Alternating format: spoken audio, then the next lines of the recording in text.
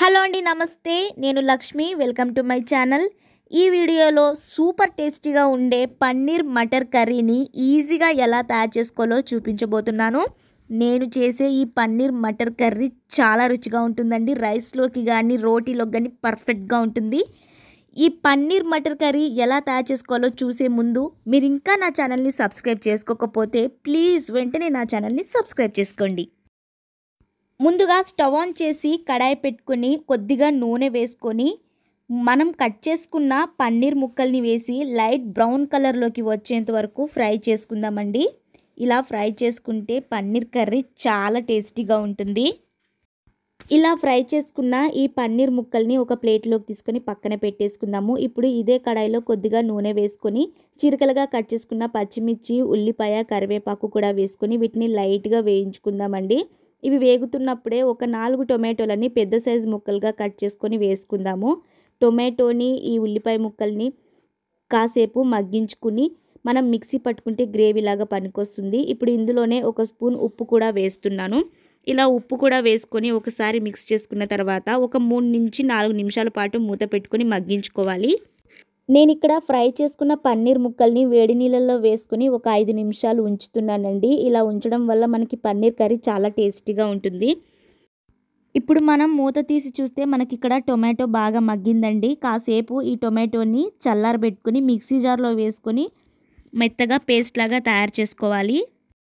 ఇప్పుడు కడాయిలో 4 టేబుల్ స్పూన్ల నూనె వేసుకొని నూనె కాగిన తర్వాత కొద్దిగా జీలకర్ర, లవంగాలు, అలాగే 4 మిరియాలు, ఒక బిర్యానీ ఆకు, వీటితో పాటు 2 ఎండుమిరపకాయలు, కొద్దిగా కరివేపాకు కూడా వేసుకొని గరిటతో కలుపుకుంటూ వీటిని వేయించుకుందాము.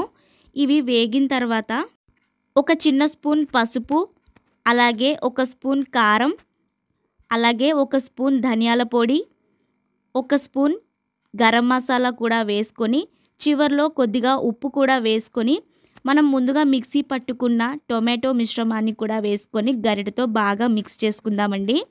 కొద్దిగా వాటర్ కూడా పోసి మనం ముందుగా నానబెట్టుకున్న 1 కప్పు బఠానీ కూడా వేసుకోవాలి. నేను వాటర్ పోసిన వీడియో మిస్ అయిందండి. ఇప్పుడు ఒక 6-7 నిమిషాలు మూత పెట్టుకొని మనం మగ్గించుకుందాము.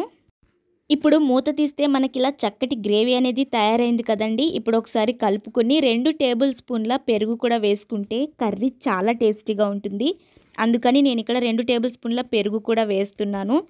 పెరుగు వేసుకున్న తర్వాత ఒకసారి మనం గరిటెతో బాగా కలుపుకోవాలి.